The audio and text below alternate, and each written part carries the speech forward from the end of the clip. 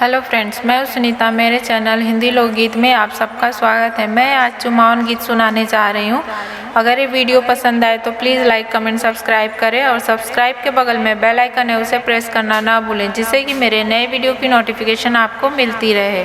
कहाँ बाबेली कहाँ चमेली, कहाँ बाबेली कहाँ चमेली, चुमन वाली भाभी कहाँ चली गईली, चुमन वाली भाभी कहाँ चली गईली।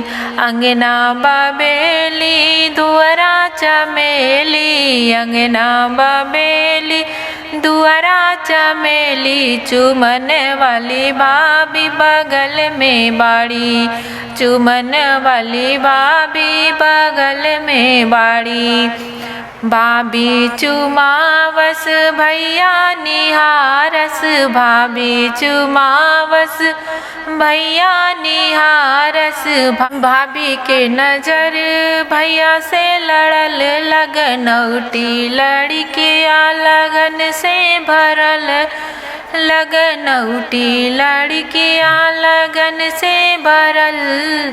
कहाँ बाबेली कहाँ चमेली, कहाँ बाबेली कहाँ चमेली, चुमन वाली बुआ कहाँ चली गई, चुमन वाली मामी कहाँ चली गईली, चुमन वाली मामी कहाँ चली गईली।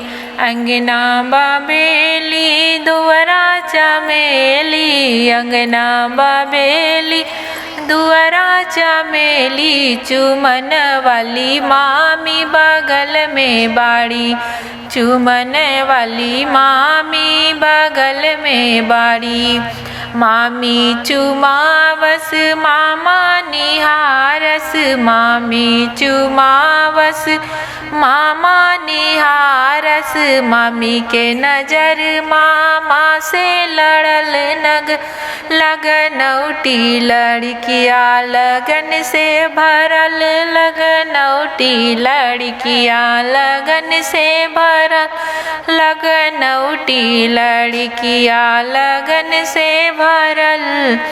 कहाँ बाबेली कहाँ चमेली, कहाँ बाबेली कहाँ चमेली, चुमन वाली भाभी कहाँ चली गईली, चुमन वाली भाभी कहाँ चली गईली।